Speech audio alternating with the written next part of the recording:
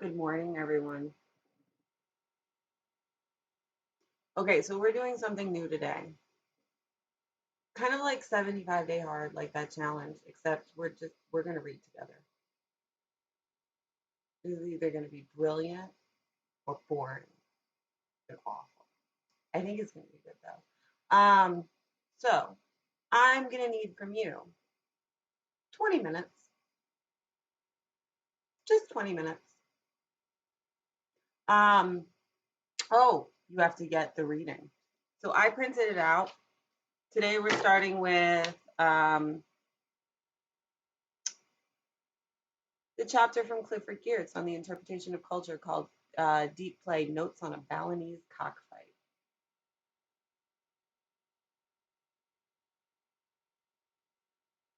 So I printed it out. We're not going to get through the whole thing. I just need you for like 20 minutes. Um, Make sure you're comfortable. I'm wearing layers. Do you have a pen? Something to take notes on. My drinks. See, I hid a straw there because it's plastic and I don't want anyone to come at me for the turtles. Another drink. You already know too much about my life. Okay. Do I have everything? The breeze. I opened the window. Oh, I don't have my dog. I have to go find Pandita. Okay, I'll be right back. Go get your stuff and then we'll start, okay?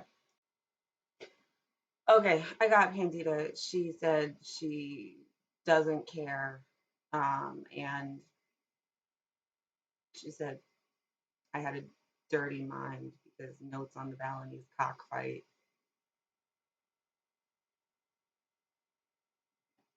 Inappropriate. Um, okay. So I cleared off my desk. I'm comfortable. I set a timer. We're gonna do this what till 12:45. Well, you don't know what time it is. The magic of video. So 20 minutes, right? We're going to take some breaks. I'm not going to read to you.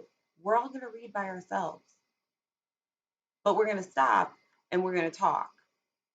And we're going to think about how we think about what we read. Because you know what? It doesn't even matter. I'll explain it in another video. We got stuff to do. You all don't have all day? All right. Notes on the Balinese cockfight. I'm also going to be taking notes on like other paper, but that's just to help y'all out later. Okay, I write all over my readings, and I think this is really important. This is also why I print them out. I'm looking at this. Here's what I think, because the first thing, like, this is like, what is this? This is not a textbook. This gives me like old school vibes. It was photocopied or something. And I know that this is by Clifford Geertz, right? And he's an important anthropologist who,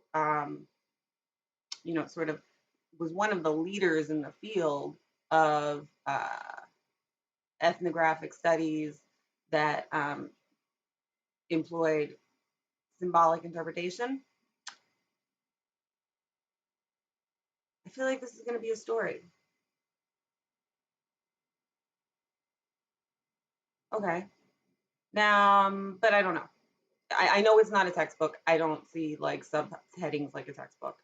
So like, what's my intention, right? We gotta like set an intention. How am I reading this? Because I'm not reading it like I would like a trashy magazine or like TikTok, right? Post on that. Like, I don't know. It's just different. I know this is for class. So, I mean, I know there's going to be stuff to pay attention to, right? Content, like what's in there. But since it's by an anthropologist that Jill, that's me, has talked about before, and I know that we're starting to talk about cultural anthropology and like thinking like an anthropologist. I wonder about like the style and the structure, right? How I can like what can I see here about how anthropologists do what they do So maybe I can like use this as a model for a process. So let's see. Yeah, I'm gonna start on page, it's 412, I guess. The subheading is the raid. Page numbers are on the upper right hand corner.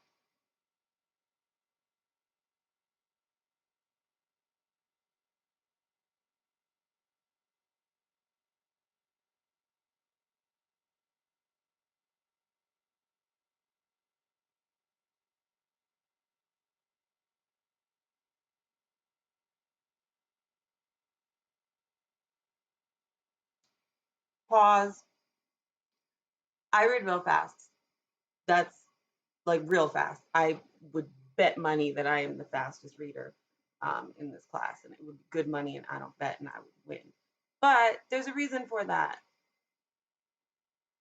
It's my job. I do it all the time. So, okay, so like the first paragraph. This is nice. He's going to Bali. He's a professional intruder. Nobody cares about him. I mean, that sounds sort of regular, right? Like, it's like, I'm just here. Um, where is Bali? Definitely the other side of the world, right? Hey, Frank. Frank's in Thailand, which is not Bali, but it's close. Okay, so I mean, he's talking about this experience that he had. He went with his wife. That's kind of interesting, right? So he's doing research, going on a trip with his wife. Now that brings all sorts of ethical issues.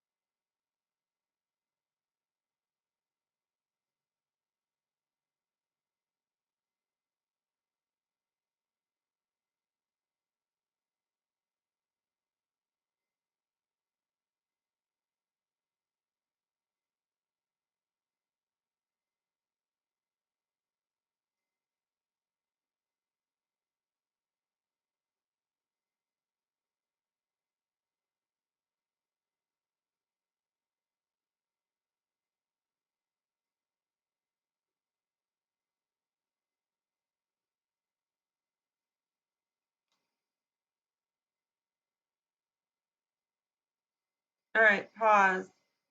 So I just underlined something. I'm on page 413. Um, the end of the second paragraph, where so this is the beginning of the quote.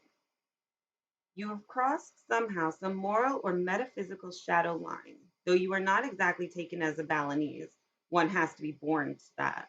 You are at least regarded as a human being rather than a cloud or a gust of wind.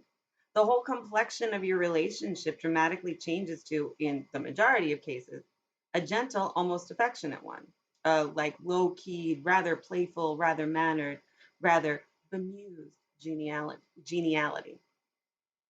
So, like, what I mean, there's a few things that struck me there. So, something significant happened. Nobody cared about him, right? And then all of a sudden, people started paying attention to him. I like the words that he used. You become a person. Like, what were you before? Um, but then also, I think I was sort of hit by the word complexion, right? A lot of times we use, well, now especially, right? We use the word complexion to refer to like the color of our skin. But here he's not using it like that. The whole complexion of your relationship dramatically changes. Now, what's interesting to me is he's talking about like, oh, people accepting him, right? Um,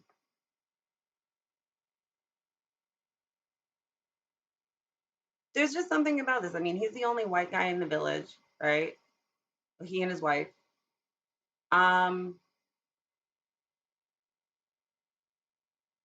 and I wrote down, I don't know if anyone other than like you as the anthropologist forgets when you're white, right? I mean, that's what white privilege is. It's like you don't have to think about the color of your skin. But he's saying, everybody just it's like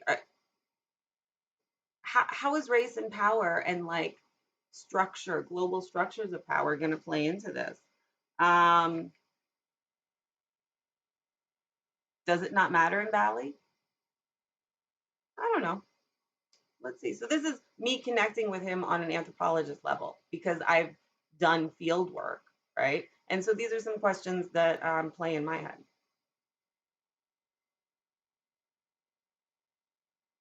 You can return them.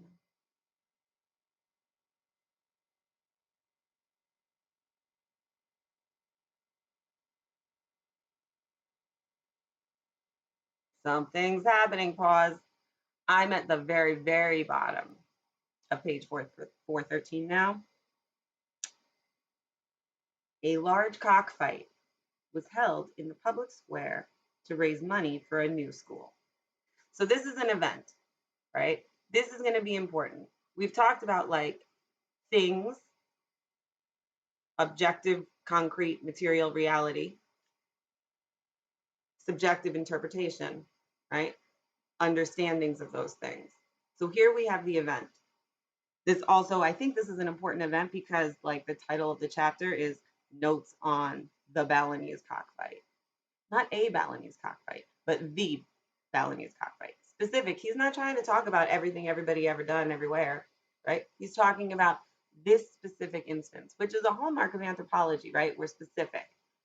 Part of empiricism and the way we think about data is we go from what is in front of us to then using comparison and other sorts of analytical tools to draw bigger theories. Like he can't talk about all the cockfights that have ever happened. Now, here's what we need to know: what is a cockfight? Cocks are roosters, as far as I know. You fight them. It's like a sport. People do it. It's not a sport. You like gamble on it. Sometimes you put like razors onto like these things. All right, so we know something big is happening, and I think it's this cockfight. Let's keep going, folks.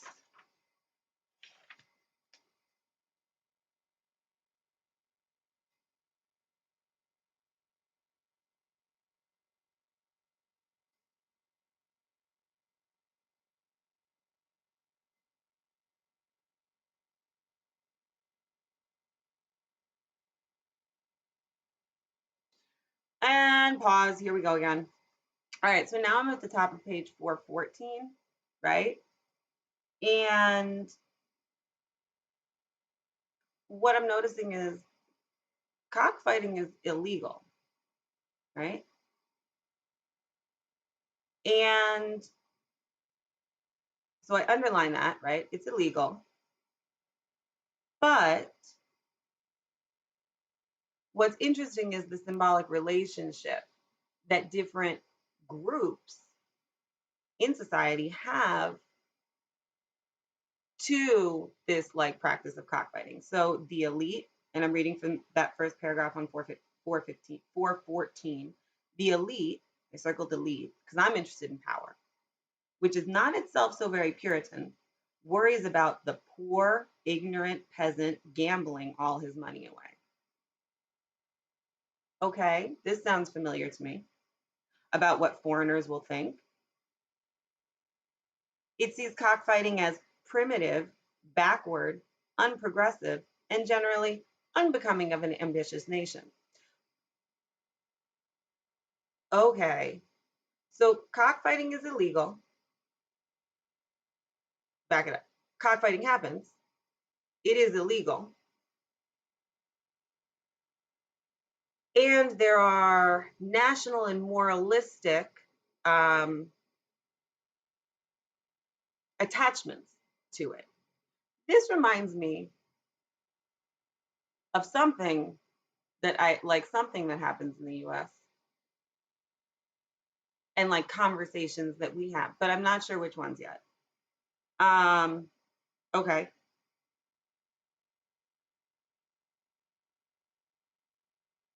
I'm going back to reading now.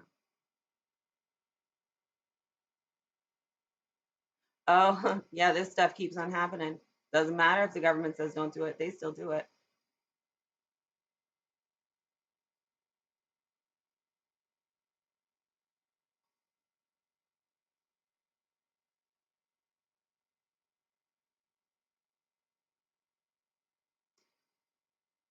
Pause. Okay.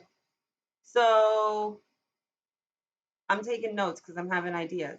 So I've read this a bunch of times, but I don't think I ever got this before. What I wrote here is this reminds me of the US.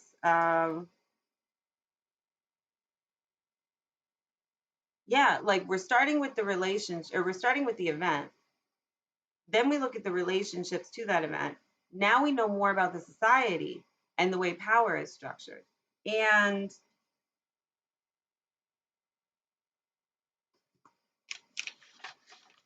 there is a really important sort of concept in anthropology. And I'm going to draw here. Oh, it's not going to work. So that's a triangle. As anthropologists, right, when we're trying to understand the culture, we need to remember this triangle. This is what people ought to do or say they ought to do, right? Things like laws, right? No cockfighting. We don't do that. It's embarrassing. This is not the same as what people, sure, we'll do it here, say they do, right?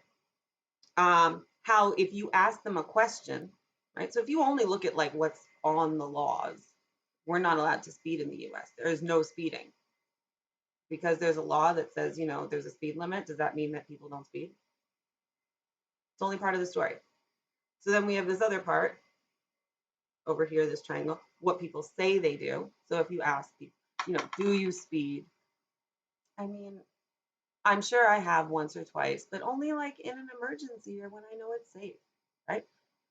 So you get one type of information by looking at formal laws, what people say they ought to do. Then you get, another type of information by asking them, right, what they do. And then I don't know how I'm going to show you this. I'm all confused with backwards. Right here, this one. This is what people actually do, which is different than what they do or than what they say they do and what they say they ought to do sometimes. In this case, it is. We say no cockfighting, right? We're having cockfighting. We say it's illegal. Let's put the smash down. But yet the government is allowing it to take place, albeit in like secrecy. It kind of reminds me of like certain drug laws in New York. I don't know, things that like you knew you weren't allowed to do, but you also knew you wouldn't get in trouble for it. Um, Now, part of participant observation and ethnographic methods is trying to triangulate and see that like where what we do, what we say we do, and what we say we ought to do, where those things come into conflict and where they are hold tension, and where they're in agreement, and why. This starts to, and then sort of unraveling the symbolism behind these understandings of events, practices, and expected behaviors. Guys, we have to stop now. Look at that. It's been 20 minutes. We read. Not a big deal. This is kind of cool. So I'm okay. Like you can stop.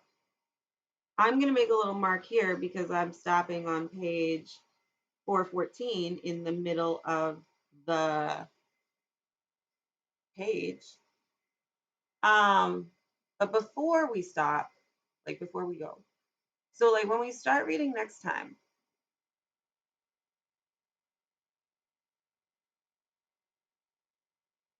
what's like one thing that you want to know more about? Write it down.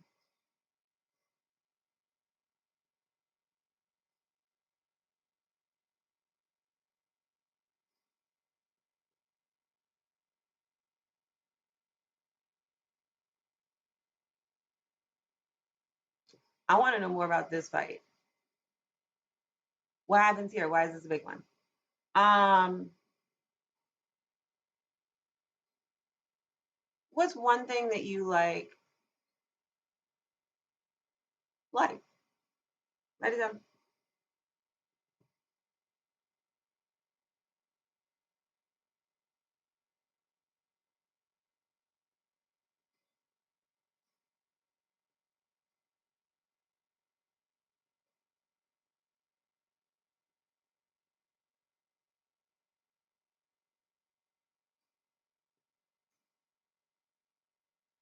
Okay, so for me, first of all, time flew. That was 20 minutes of reading that went by really fast.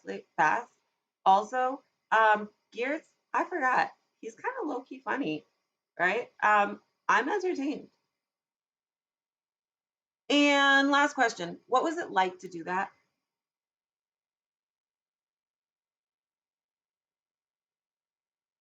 Just take a few seconds.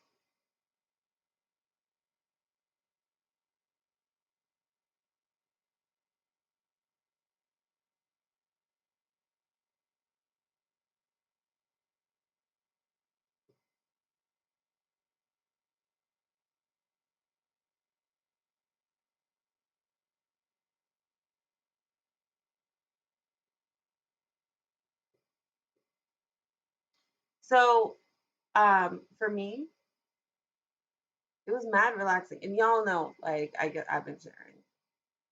I've been stressed. So that this was relaxing.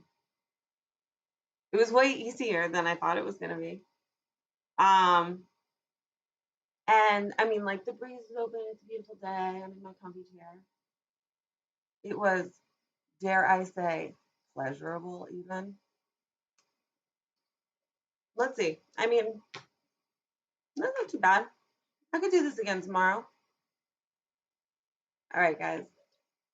Let me know what's up. I hope you're doing well.